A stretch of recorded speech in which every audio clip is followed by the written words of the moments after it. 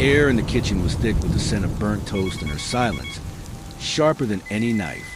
I stood frozen, the phone trembling in my hand, its screen glowing with a message that wasn't meant for my eyes.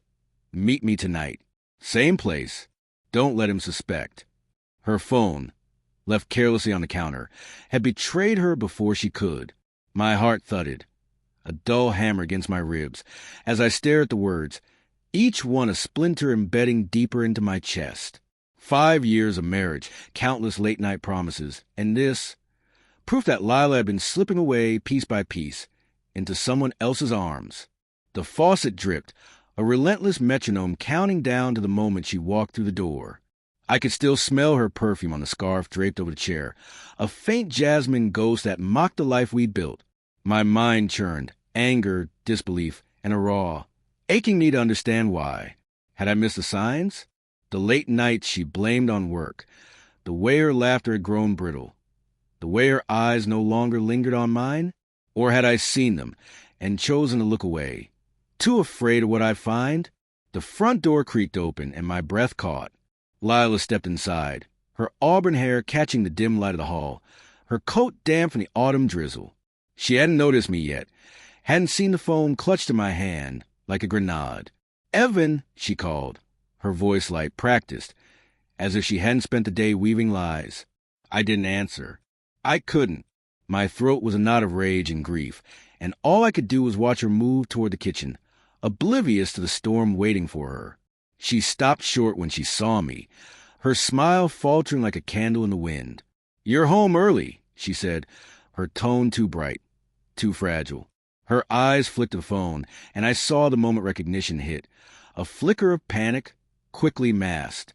"What's wrong?" she asked, stepping closer, her boots leaving faint mud prints on the hardwood. I held up the phone, the screen still glowing with her betrayal. "Who's Jay?" My voice was low, steady, but it carried the weight of everything I'd been holding back. Her face drained of color, her lips parting as if to speak, but no words came. The silence was deafening, louder than any confession could have been. "It's not what you think," she said finally, her voice trembling, her hands twisting the hem of her coat. "It's just a friend, a colleague. You're blowing this out of proportion." But her eyes betrayed her, darting to the floor, unable to meet mine.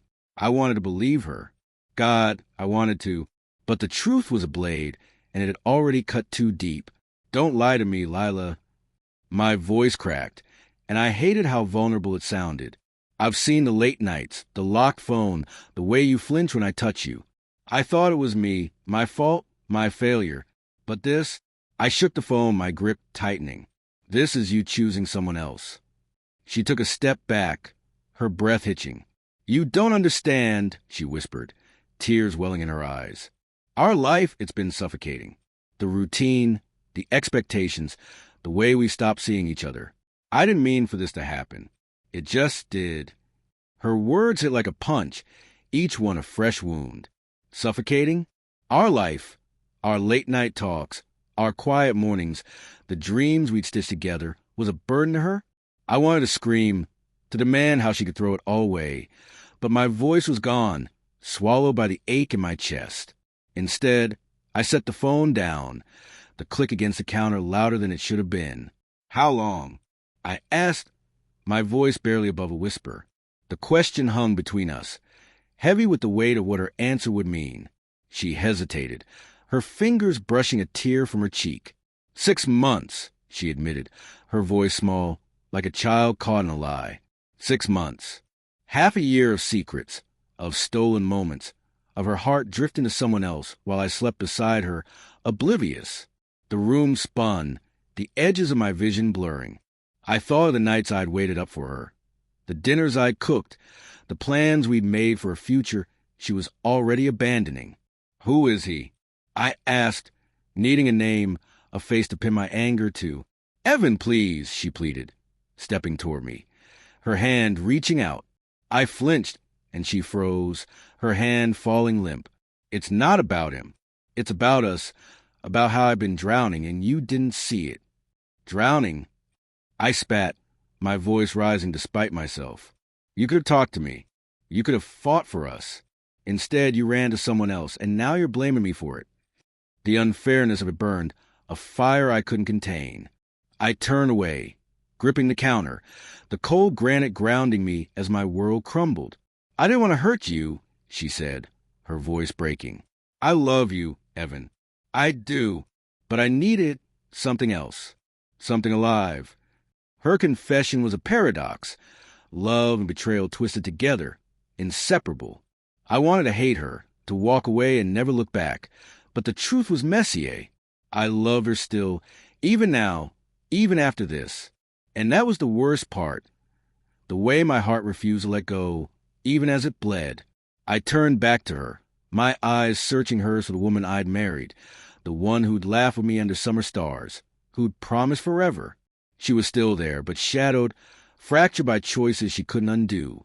I deserve better than this, I said, my voice steady now, though it cost me everything to keep it that way. And you know it. She nodded, tears streaming down her face, but she didn't argue. She knew. The truth was a mirror, and neither of us could look away. I walked past her, grabbing my coat from the hook by the door. Where are you going? She asked, her voice small, desperate. Out, I said, not turning back. I need to think. But as I stepped into the rain-soaked night, the truth settled in my bones. I wasn't coming back. Not tonight. Maybe not ever. I'd leave her to face the weight of her choices. The life she called a burden, alone. The streetlights blurred through the rain, their glow fractured in the puddles at my feet. My phone buzzed in my pocket, and I pulled out, expecting her name, but it wasn't Lila. It was a number I didn't recognize, and the message was a single line. She's not the only one with secrets, Evan. My breath caught, the world tilting again. The rain stung my face as I stared at the screen. The words a new kind of betrayal, one I hadn't seen coming. Who was this? What did they know? And why? In this moment of shattering trust, did I feel like the ground beneath me was about to give way entirely?